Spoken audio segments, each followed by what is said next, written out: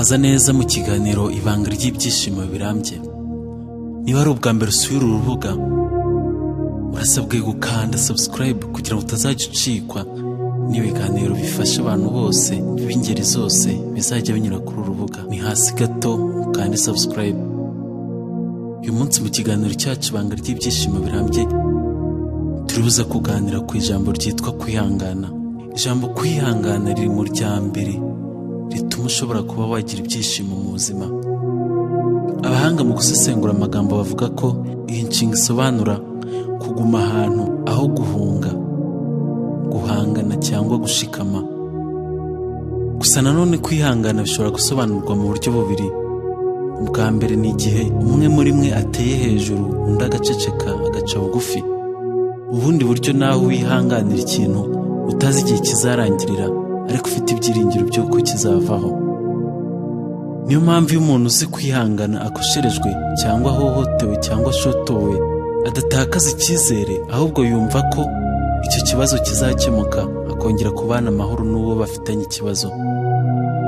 Ibi ababyumva cyane ni abashakanye cyangwa ababyitegura, kuko kwihangana ni kimwe mu bisobanura urukundo rw'ukuri. Ukuri guhari ni uko abantu bose batagira kwihangana kungana.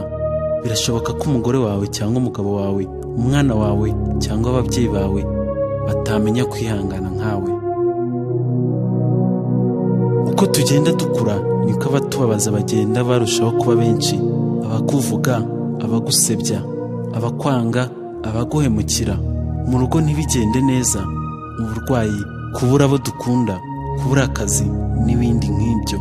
Ku rundi ruhande nanone usanga ibi byose biba bikwiye kutugeraho, kuko bituma kwihangana kwacu gukomera. Kwihangana nanone birushaho gukomera mu gihe ufite ibintu byinshi byo gukora, ahantu henshi ugomba kujya, cyangwa mu gihe ufitanye gahunda n'abantu benshi. Gusa gukora ibintu byinshi icyarimwe bituma dutakaza ubushobozi bwo kwerekeza ibitekerezo hamwe, kandi amaherezo ibyo bituma dutakaza imico imwe n'imwe. Urugero nko kwihangana, kutagamburura, gufata imyanzuro myiza no gukemura ibibazo. Bishobora kuba ngombwa kugenzura ibyo ukora bya buri munsi kugira ngo ushake ibintu wagabanya cyangwa ukareka burundu. Hari umugani wo muri Bibiliya ugira uti ikintu cyose kigira igihe cyacyo. Rimwe na rimwe ugomba kwivanamo ibintu runaka bigutesha umutwe maze bigatuma unanirwa kwihangana. Jya ubona ubuzima mu buryo bushize mu gaciro. Akenshi ibintu ntibikorwa vuba vuba nk'uko tuba tubyifuza. Jya wemera ko ibintu bidashoboka kubaho mu gihe wifuza. Icyo rero nicyo bita kwihangana. Jya wibuka ko hari ibintu udashobora kugira icyo ukoraho, kuko guhangayikishwa n'ibintu udashobora guhindura ntacyo biba bimaze. Urugero aho kurakazwa n'uko imodoka yatinze, jya ushaka ubundi buryo bwagufasha kugera aho ujya, kandi ujye witoza kuba udahangayitse cyane. Hari abantu batari bake usanga batagira ukwihangana. Bene abo usanga ari abacantege ku bandi baba bafite umurava wo gukora ibyabateza imbere. Gutsindwa biragatsindwa. Niyo mpamvu bivuga ngo hahirwa abihangana kugeza ku gupfa.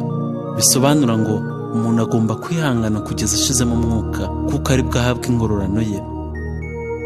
Mureke duharanire gutsinda muri byose tunyuramo bitunaniza, bigoye, bibabaza, bidutoneka, bituma ducika intege, no kudatakariza icyizere cyo kuzagera ku byiza by'ejo hazaza. Ibyo tuzabigeraho biturutse ku kwihangana. Nadusoreje ikiganiro cyacu ibanga ry'ibyishimo birambye, tukwibutsa gukanda subscribe kugira udacikwa n'ibiganiro byacu bishyashya tuzajya dushyiraho buri nyuma y'iminsi 3.